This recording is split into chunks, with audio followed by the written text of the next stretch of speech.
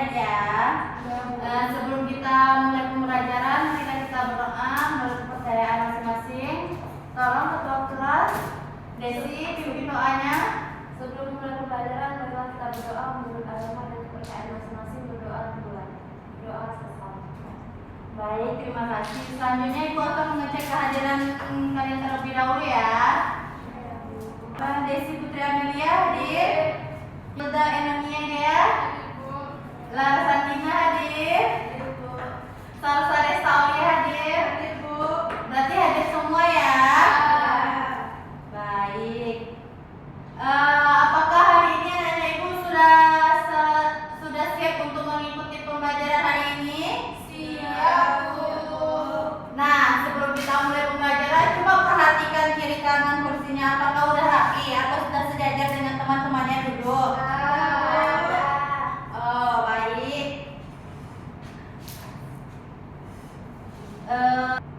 Nah, anak-anak ibu ingin bertanya nih, siapa yang pernah menyampaikan pendapat kalian kepada orang lain?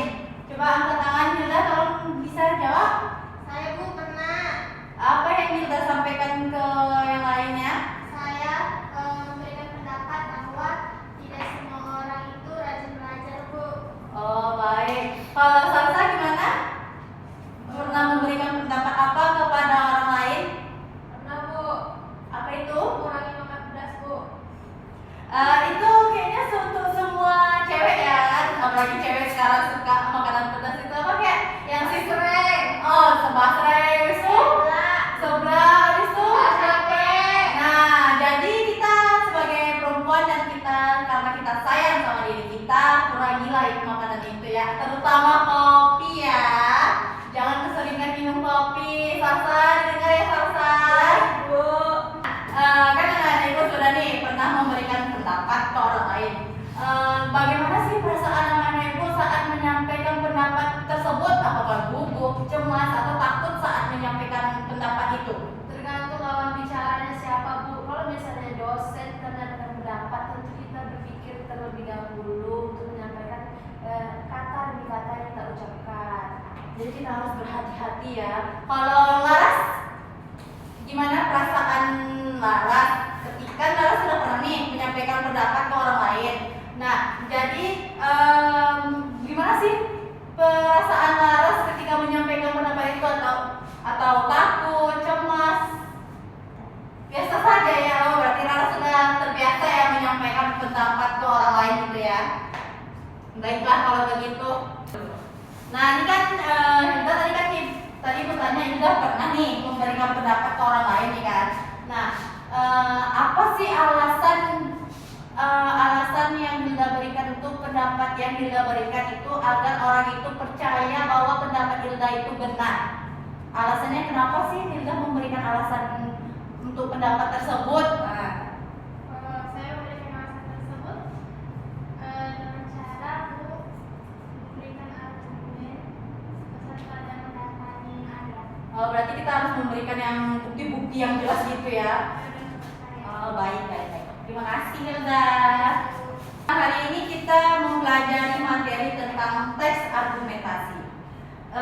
Tes argumentasi adalah yaitu tes yang berisi pendapat yang didukung alasan fakta dan data sehingga mampu meyakinkan pembaca. Sebelum Ibu masuk ke materi, Ibu akan membacakan tujuan pembelajaran pada hari ini. Yang pertama, peserta didik mampu mengidentifikasi struktur teks argumentasi, yaitu berupa tesis, argumentasi, dan penegasan ulang secara tepat melalui kegiatan membaca teks berbasis kasus yang disajikan dulu. Yang kedua, peserta didik mampu menganalisis isi setiap bagian struktur teks argumentasi. Yang ketiga, peserta didik dapat mengenal kaidah kebahasaan teks argumentasi, yaitu fakta, opini, konjungsi, klausa, kata kerja mental, dan istilah teksis. Yang keempat, peserta didik mampu menyusun kerangka teks argumentasi berdasarkan permasalahan nyata yang diberikan secara sistematis melalui kegiatan kelompok. Yang kelima, yaitu peserta didik mampu mengembangkan kerangka menjadi teks argumentasi utuh dengan menggunakan bahasa yang logis,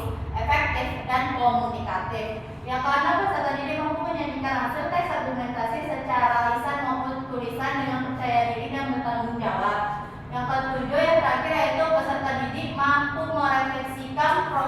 pembelajaran dengan mengemukakan pemahaman dan kesulitan yang dialami secara jujur. Ibu akan menampilkan sebuah teks argumentasi yang berjudul menggunakan gadget berlebihan pada remaja perlu dikendalikan. Nah, tolong ya anak-anak diperhatikan artikelnya, soalnya ada yang ibu ingin tanyakan dari sebuah teks yang ibu berikan ini ya. Nah, baik, ibu akan membagikan lembar kerja peserta didik yang dapat anak-anak kerjain ya. Iya Bu.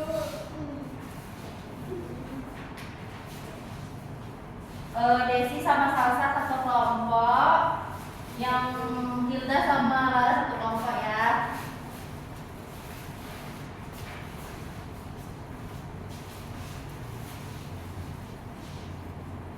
Nah, ini teks untuk anak ibu mengisi LKPD yang ibu berikan. Sebelumnya anak ibu pahami, baca dulu teks yang ini, terus baru anak-anak mengerjakan LKPD yang ibu berikan ya. Ibu kasih waktu 10 menit untuk mengerjakan ya. Cukup kan? Cukup.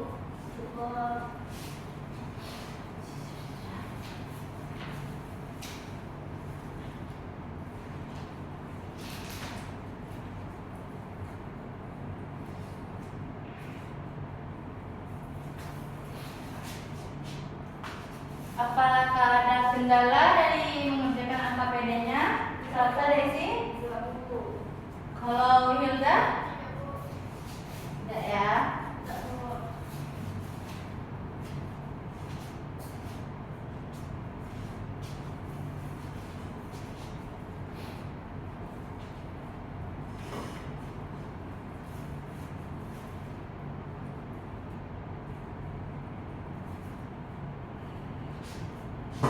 Apakah anak ibu sudah selesai semua mengerjakan LKPD-nya?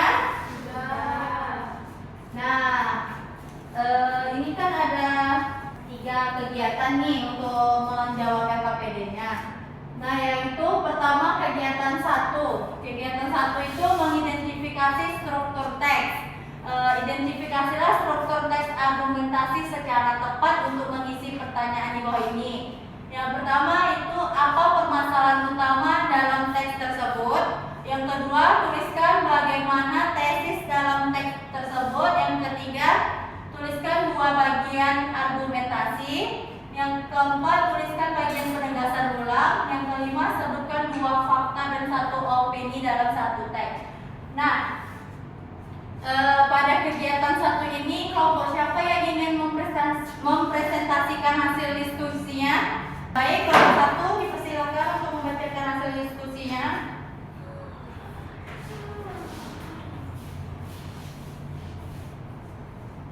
Baiklah, di sini ada kegiatan mengidentifikasi struktur teks. Yang pertama, apa permasalahan utama dalam teks tersebut? Di sini penggunaan gadget di kalangan remaja saat ini semakin meningkat dan cenderung berlebihan. Pertanyaan yang kedua, tuliskan bagian tesis dalam teks. Bagian tesis di dalam teks ini penggunaan gadget berlebihan pada remaja perlu dikendalikan. Soal nomor 3, tuliskan 2 bagian argumentasi. Yang pertama, berdasarkan berbagai penelitian, penggunaan gadget dapat menyebabkan gangguan kesehatan dan remaja kurang berinteraksi sehingga menghambat keterampilan sosial. Yang kedua, penggunaan gadget tanpa pengawasan dapat membuka akses terhadap konten yang tidak sesuai dengan usia remaja dan mempengaruhi perilaku serta pola pikir mereka. Yang keempat, tuliskan bagian penegasan ulang. Penggunaan gadget pada remaja perlu dikendalikan dengan bijak. Orang tua dan guru harus berperan aktif dalam memberikan batasan serta pengawasan sehingga penggunaan teknologi dapat memberikan manfaat. Yang terakhir, sebutkan 2 fakta dan 1 opini dalam teks. Fakta, 1, penggunaan gadget dalam waktu lama dapat menyebabkan gangguan kesehatan. Yang kedua, remaja yang terlalu sering menggunakan gadget cenderung kurang berinteraksi secara langsung. Dan opini, penggunaan gadget berlebihan pada remaja perlu dikendalikan. Sekian, terima kasih. Baik, tepuk tangan untuk kelompok 1. Selanjutnya itu kegiatan 2, menganalisis isi struktur teks. Kepada kelompok 2, perwakilan kelompok 2 silakan maju.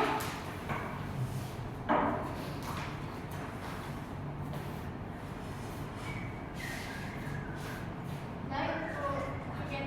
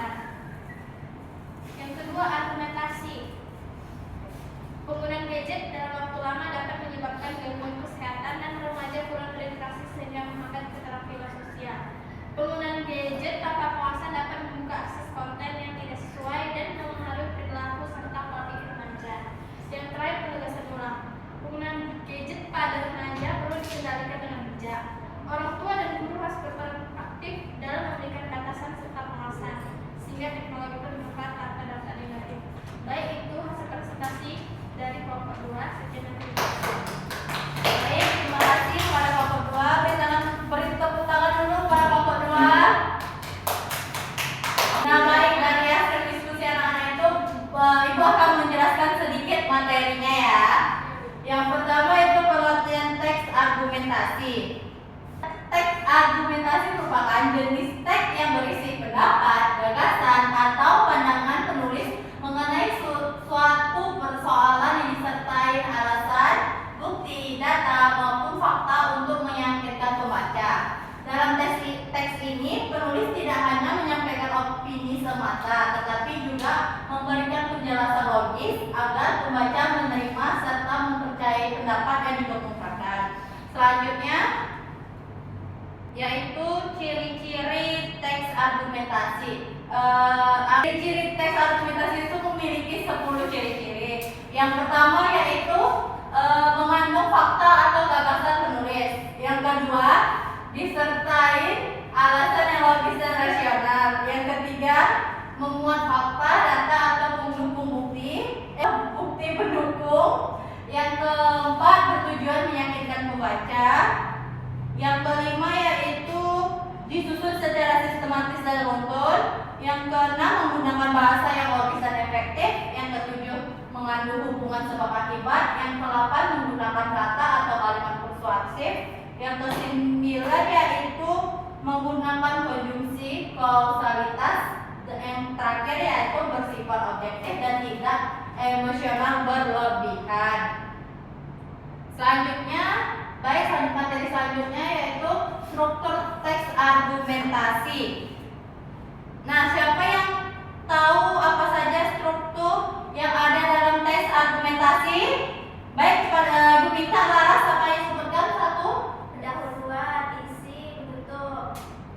Baik. Pada Hilda, apa sih pertama pendahuluan? Nah, apa pengertian dari pendahuluan tersebut?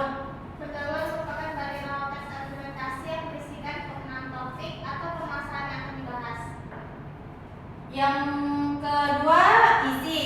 Tolong Hafsa, apa itu isi dalam teks argumentasi? Pada bagian ini, penulis menyampaikan alasan yang mendukung pendapatnya. Argumen harus disertai fakta, data, contoh, hasil penelitian atau pendapat ahli agar pembaca lebih percaya dan yakin. Nah, yang terakhir itu penutup. Desi, menurut Desi apa itu penutup atau penegasan ulang kesimpulan? Penegasan ulang kesimpulan di sini teks argumentasi yang berisi penegasan kembali pendapat penulis berdasarkan argumen yang telah dijelaskan sebelumnya. Pada bagian ini, penulis biasanya memberikan kesimpulan, harapan, atau saran. Nah, baik. Berarti anak ibu udah tahu nih apa saja struktur yang ada di dalam teks argumentasi tadi ya. Nah, materi selanjutnya yaitu kaedah kebahasaan. Dalam teks argumentasi, kaedah kebahasaan digunakan untuk memperkuat penyampaian pendapat agar lebih logis, jelas, dan meyakinkan pembaca. Kaedahnya yang pertama yaitu menggunakan kalimat fakta dan opini. Yang kedua, menggunakan konjungsi kausalitas sebab akibat. Yang ketiga, menggunakan kata kerja mental. Yang keempat, menggunakan istilah atau kata teknis. Yang kelima, menggunakan kalimat persuasif. Yang keenam, menggunakan kalimat efektif. Yang ketujuh, menggunakan kata rujukan. Yang kedelapan, menggunakan pola hubungan logis. Nah, materi selanjutnya yaitu langkah-langkah menyusun teks argumentasi. Siapa yang pernah membuat teks argumentasi? Apa saja sih langkah-langkahnya? Pada Laras coba sebutkan apa saja langkah-langkah dalam menyusun teks argumentasi. Menentukan topik, merumuskan tesis, mengumpulkan data, menyusun data teks. Selanjutnya, mengembangkan argumentasi, menyusun penegasan ulang, kaedah kebahasaan, melakukan revisi. Nah, baik.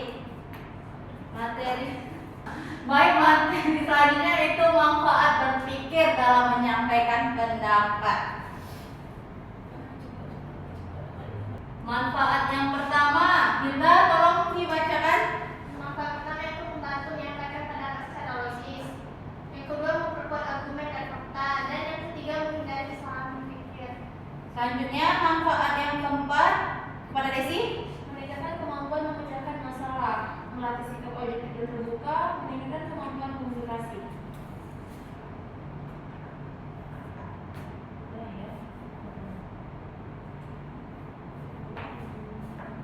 Nah, contoh Ibu akan memberikan satu contoh teks argumentasi yang berjudul dampak kabut asap terhadap kehidupan masyarakat di Pekanbaru. Anak-anak Ibu baca dulu sekilas ya, apa teks yang ada di depan. Nah, setelah anak-anak Ibu membaca, menurut kalian apa masalah utama yang terdapat dalam teks tersebut? Dampak kabut yang melandai di Pekanbaru sehingga masyarakat merasakan dampaknya. Baik, betul sekali. Beri tepuk tangan kepada Desi. Selanjutnya, nah benar jawaban yang diberikan oleh Desi. Selanjutnya nih, apakah dalam teks yang Ibu berikan ini memiliki fakta yang benar? Siapa yang ingin jawab? Kepada Salsa? Ada dua, Bu. Peningkatan kasus infeksi saluran pernapasan akut atau ISPA dan sekolah yang tutup atau libur. Nah, baik, betul sekali. Beri tepuk tangan kepada Salsa. Nah, sebelum kita mengakhiri pembelajaran kita hari ini, siapa yang bisa menyimpulkan apa yang telah kita pelajari hari ini? Coba angkat tangan Laras, coba disimpulkan pembelajaran kita hari ini. Baik Bu, jadi kesimpulannya kita belajar tentang teknik argumentasi yang terdiri dari strukturnya yaitu tesis, argumentasi, penjelasan. Nah, selainnya siapa lagi? Coba Hilda dikesimpulankan lagi. Di dalam argumentasi ada kaidah kebahasaan yang pertama ada fakta, opini, konstruksi, kata kerja, istilah, dan karya persuasif Bu. Nah, baik.